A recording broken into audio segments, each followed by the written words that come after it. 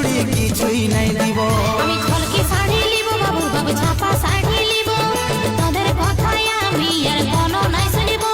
আমি ঝলকি শাড়ি লিব বাবু বাবু ছাপা শাড়ি লিব, তোদের কথায় আমি আর কোনো নাই শুনিব।